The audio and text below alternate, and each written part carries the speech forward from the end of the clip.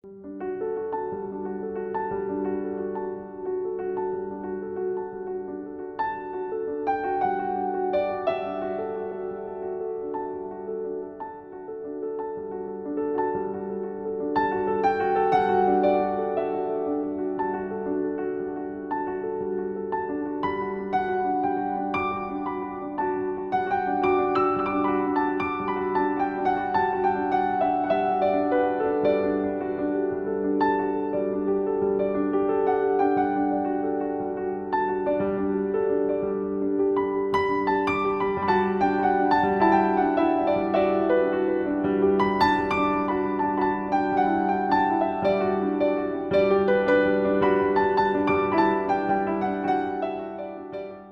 guys, welcome back to Scott Family Homestead. It is finally getting a little bit warmer, which means it is syrup season. So we are out in the woods where we marked our trees earlier this year. If you watched our abandoned cabin video, we talked all about how to identify a maple tree and mark them for winter. I'll talk a little bit today about identifying them when they don't have their leaves on them, and if you're trying to do this in the spring. I will link that original video down below as well in the description. But anyways, we're out here. We have a lot of our trees already selected, and we're gonna go through the basics of tapping for sap. And I'm gonna show you a couple of different options you have for equipment. There's even more options available than what we use here, but we use a couple of different things depending on circumstances. So I'm excited to show you that and what we need equipment-wise in order to get enough sap to make syrup for our family for an entire year. Since I'm still at the truck here, I'm going to show you our taps and some of our equipment before we head back into the woods. So first, you're going to need a tap. Now, this is probably the spile that you're used to seeing, really standard. This one takes a 7/16 drill bit to install this into the tree and a little hammer to tap it in, which is why they're called taps. And the sap is going to come out of this little tunnel right here. You can see on the back end, this is where the sap is able to enter the spile. We also use, on our homestead here, drop lines. Now this is a smaller tap. This one is a 5/16 drill bit. So that's important before you go out into the woods to look up and see for your particular spiles, there's different sizes, what size drill bit you're going to need. So this one takes a smaller drill bit, and then it has a nice long tube that ends down here, and we can put a bucket at ground level with these. I'll show you in which situations we like to use the drop lines versus the spiles.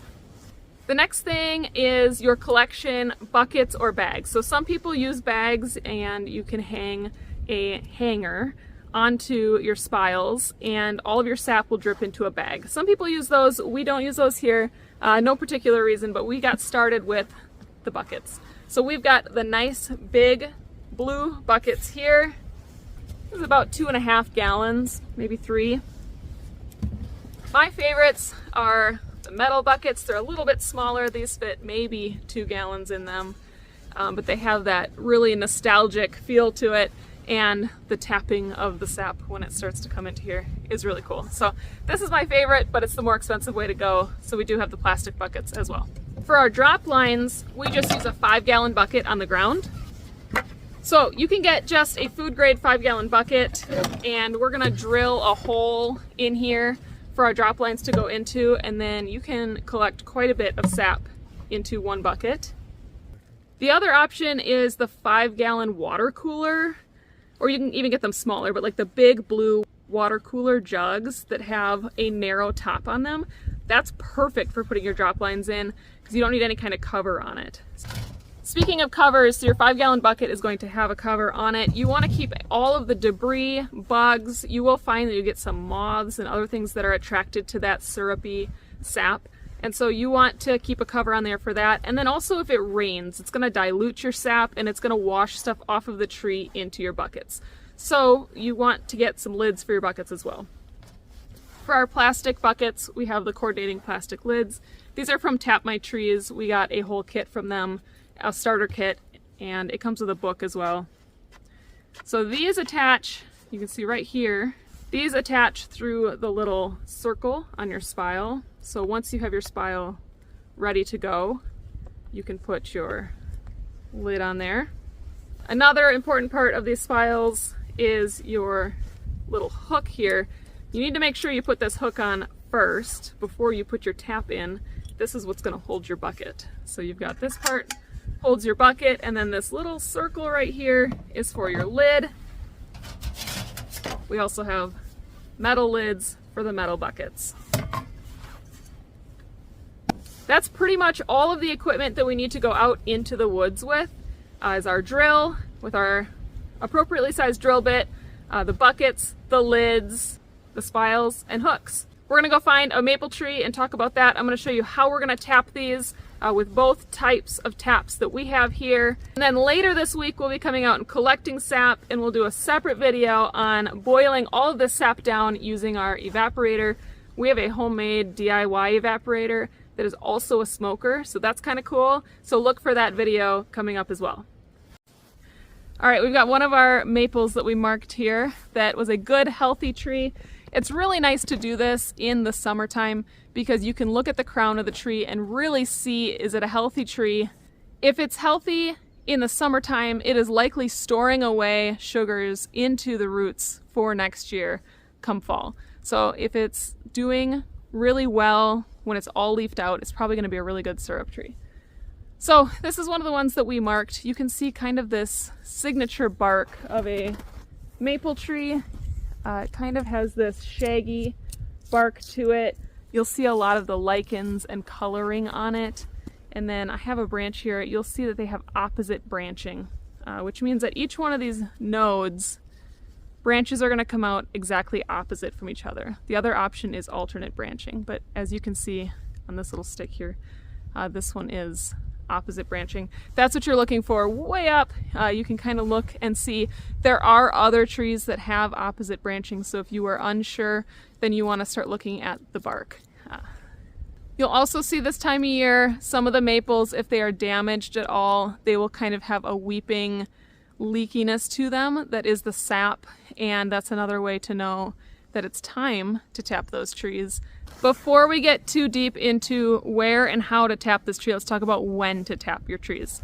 You're going to tap when you have above freezing temperatures during the day and below freezing temperatures at night. This creates a pressure system in the tree that signals the tree to bring up all of those sugars that it's stored in the roots over winter up to the buds, so that once it is warm both day and night, it can leaf out and it has all of that energy available at the top of the tree. Right now it's all stored down below. Now you can think of this as tiny little straws that go up all throughout the tree, and we're tapping into just one little area of that and collecting the sap from that area. You need warmer days and cooler nights to get that pressure system going, but it's also going to be affected by how much snow load you have. So if you have feet of snow yet, you're going to need warmer days. So if it's just kind of hovering just above freezing, you're in the 36 to 40 degrees, but you have a heavy snow load, you might not be getting any sap at that point yet. So you're going to want it to get a little bit warmer or to lose a little bit of that snow. Let's switch over to talk about where you tap on a tree. You're going to tap at chest height, and if you can do it on the south side of the tree, that's ideal because that's where the sun is warming up all of that wood and things are going to get moving a little bit faster in the day. But ultimately, you want it to be right below a large branch up top or somewhere where it's going to be drawing a lot of nutrients upwards. You do not want to be just below a damaged point in the tree, and you do not want to be just above or below a previous tap. So if you have tapped here before, you want to rotate over and go either up or down a little bit so that you can get a good flow the next year. You just keep rotating around that tree. Now, if you can't be on the south side of the tree, that's totally fine. But it does get things going earlier in the morning, I find, when the sun is shining on that side of the tree. This is an example of one of last year's taps, so it still looks like a pretty big wound, but it's completely sealed on the inside. If this was still a wound in the tree, it would be dripping sap out of it. This has sealed up entirely on the inside, and so it's not bothering the tree at all. But you don't want to tap directly above or below it because it is a 2-inch deep wound that has healed up and solidified in that tree.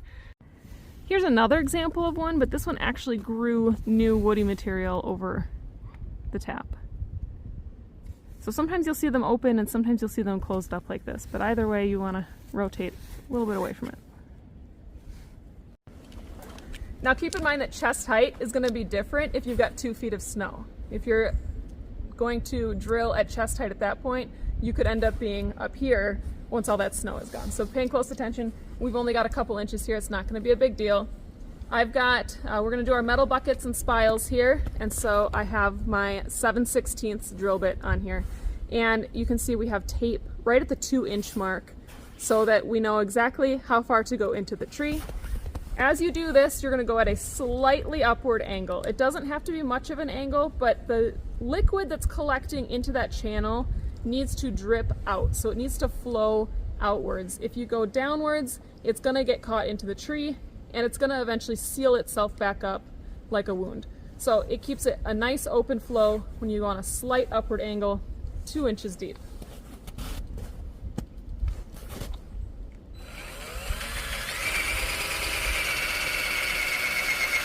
All right, we've got a 2-inch slightly angled tap put in there, and you can see it's already dripping. It's about 38 or 39 degrees Fahrenheit out right now. So not super warm, but this one's already pouring sap out. So I think this is going to be a really good tree for us this year. Now we're prepping the spile, and we're making sure that we have our hook on there before we get that installed. Now it just takes a couple gentle taps. You don't want to do it too hard, just until it sticks in there. We can hang our bucket.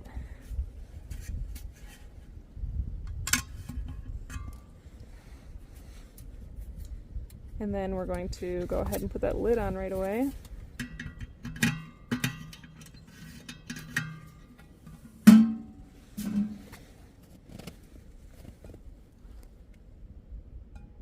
You can already hear it.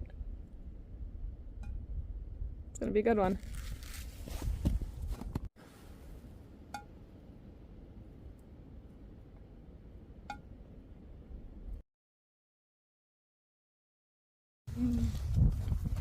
It's kind of watery. That's because it takes 40 gallons of sap to make 1 gallon of syrup. So when you taste it straight out of the tree, it's got a little bit of a sugary taste to it, but it has a long way to go before it turns into syrup. Taste. Now sometimes you're going to find really big trees like this or clusters of trees. This one, I'm not entirely sure. It's probably a red maple because they are more likely to grow in a cluster like this. You can tap red maple. It's going to take a little bit more sap to make syrup, but I find that the difference is really, really tiny for the most part.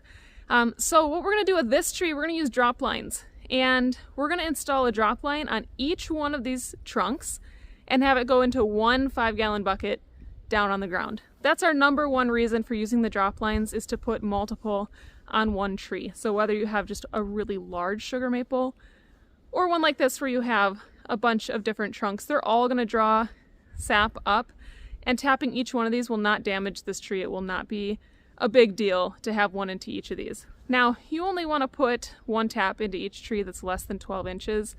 At that point, you can put 2 taps in if you think it's a good, healthy tree. If you've got a nice, like 24-inch diameter tree, you can definitely put a couple of taps in there on opposite sides, far apart, and make sure you're rotating it every year. But for these, this is the perfect chance to use those drop lines. It'll fill that 5-gallon bucket pretty quick with the 3 lines going into it, so you'll have to watch it closely. But it takes a lot less of the expensive taps and buckets when they're this close like this. So for this, we're going to switch to our 5/16 drill bit. Those are the smaller ones, and we're also going to drill a hole in the top of our bucket so that we can have that protection from the elements. Now this tree has a lot of character. You can see we've got a ladder stand in it, but it also has some of these pegs that were put in for a previous stand that is installed way up there. So because it has this damage, now these are all healed in, I can't remove these. We're going to avoid being in line with any of these pegs that you see. So we're just going to come off center of that and down. Just kind of watch for those damaged spots because they're not going to draw sap the same way that a nice clean run will. Now with these, again, you got to pay attention to the snow, but you're going to have to make sure this is going to reach into your bucket. Don't put it too high or it's not going to reach. But don't put it so low that it's sitting in the bottom of your bucket either. So you want to pick a good height for this. Still, chest height when you don't have snow cover is going to be just about perfect for these.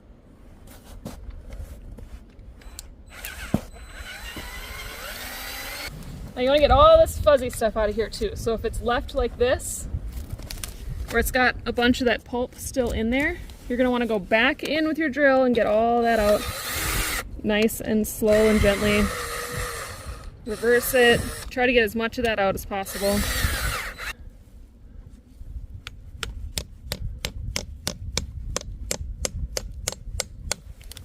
Now these have some ribbing on them, so you'll feel a little resistance when it gets to that point, and then you just put it as close to the tree as you can. If it starts to get tight and not move, that should be good enough.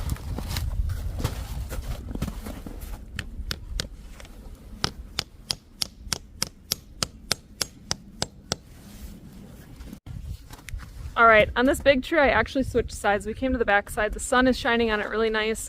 That first hole that I drilled was dry. There was no sap running at all. And so if it does start to run, I'll throw a bucket on that part later. I ended up drilling a bigger hole here just to test it out and ended up needing to put a bucket there. So we ended up with a bucket and 2 drop lines on this tree. Should be all good. We'll throw a bucket on the other side if we end up seeing that one leaking.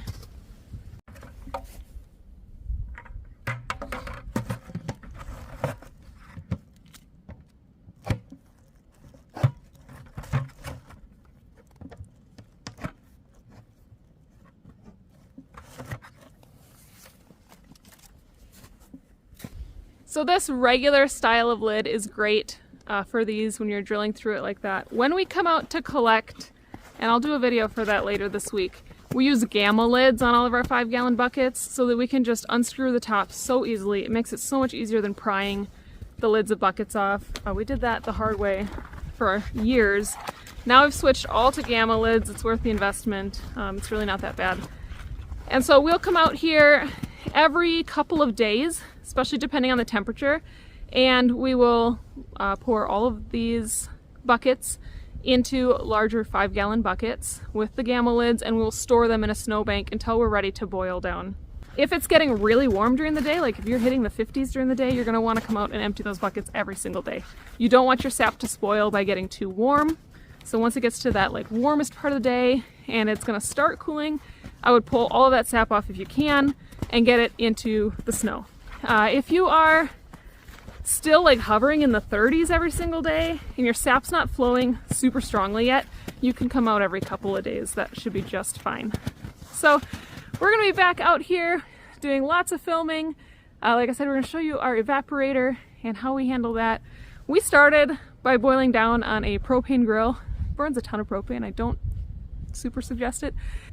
We worked our way up to a small homemade evaporator with the buffet pans. That works really good. But now we've got a bigger evaporator. We use a bigger pan, and we don't have a ton of money into this hobby. So if you want to learn more about that, make sure you're subscribed. We got more content coming soon related to all of that. We are so happy you guys are here and hanging out with us, and I will catch you on the next one. Bye guys.